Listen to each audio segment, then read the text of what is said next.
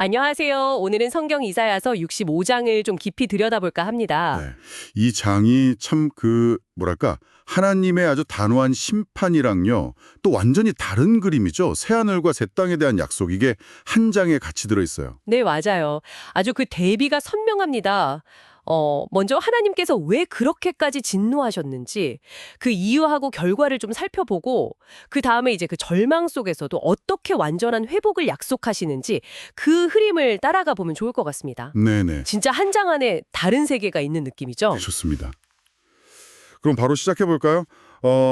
하나님께서 먼저 다가가셨는데 백성들은 등을 돌렸다, 이런 말씀부터 시작하는군요. 1절, 2절에요. 그렇습니다. 심지어 하나님을 찾지도 않던 이방인들에게도 내가 여기 있다 이렇게 말씀하실 준비가 되어 있으셨는데 정작 당신의 백성은 계속 고집을 부리면서 그 자기 생각대로만 옳지 않은 길을 걸어갔다는 거죠. 네. 이게 이제 심판의 시작점이 되는 거예요. 구체적으로 어떤 행동들이었길래 하나님께서 그렇게까지 분노하신 건가요? 3절부터 보면 이게 그냥 실수가 아니라 되게 의도적인 반항 같아요. 네, 그렇죠. 여러 가지 아주 불경스러운 행위들이 쭉 나와요. 뭐 동산에서 우상에게 제사 지내고 그 부정한 옷으로 여겨졌던 벽돌 위에서 분향하고 심지어 무덤 사이나 은밀한 곳에서 밤을 지새우고 또 돼지고기처럼 율법이 금지한 음식을 먹는 그런 모습들이죠. 네. 근데 더 나아가서는 5절에 보면 스스로는 거룩하니까 가까이 오지 말라, 이런 식의 어떤 영적인 교만까지 보여요. 바로 그 태도가 하나님 보시기에는 코를 찌르는 연기, 종일 타는 굴 같다는 그 표현, 정말 강렬합니다. 네, 그렇죠. 이런 불순종에 대한 결과는 그럼 어떻게 되는 건가요? 하나님께서 반드시 그 죄에 대해서는 보응하시겠다, 이걸 아주 분명히 하세요. 6절, 7절에요. 네. 특히 이제 11절에 가면 당시에 이방 민족들이 섬기던 운명의 신, 행운의 신, 이런 갓과 무니에게 제물을 바치는 그 우상 숭배, 그걸 딱 꼬집어서 지적하시면서요. 구체적으로요? 네, 그 결과는 칼에 죽임당하고 굶주리고 목마르고 수치를 당하게 될 거다, 이렇게 경고하시는 거죠.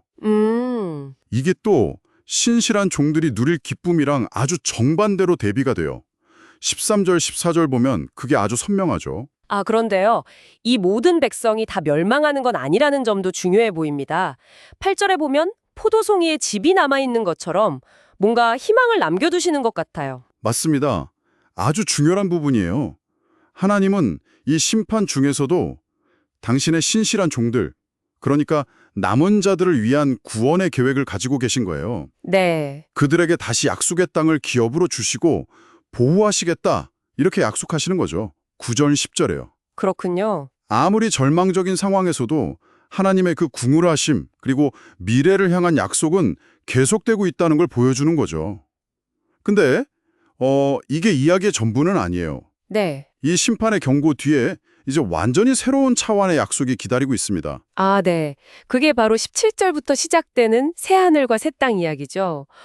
와, 이전의 고통이나 죄는 완전히 잊힐 거라고 하시니 이건 뭐 완전한 전환인데요? 맞습니다. 단순한 회복이 아니라 이건 뭐 완전한 재창조 수준이죠.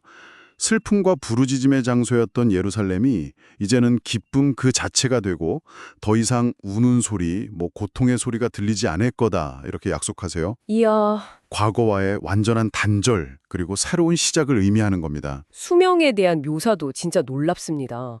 100살에 죽어도 젊다고 하고 또 자기 수명을 다 채우지 못하는 사람이 없을 거라고 하니까요.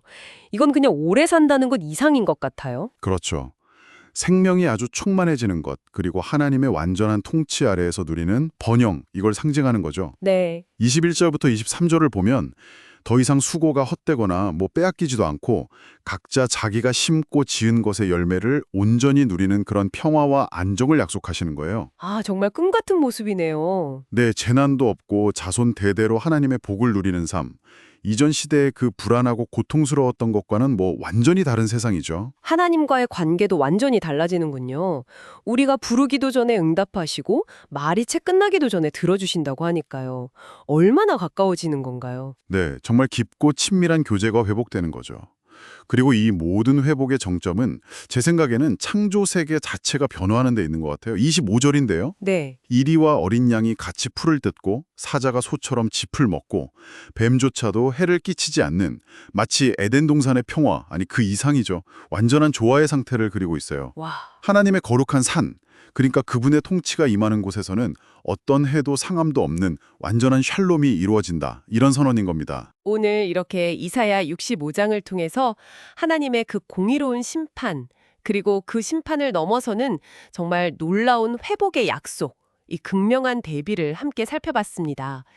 아, 이 한 장 안에 담긴 긴장감이 참 많은 생각을 하게 만드네요. 네, 그렇습니다.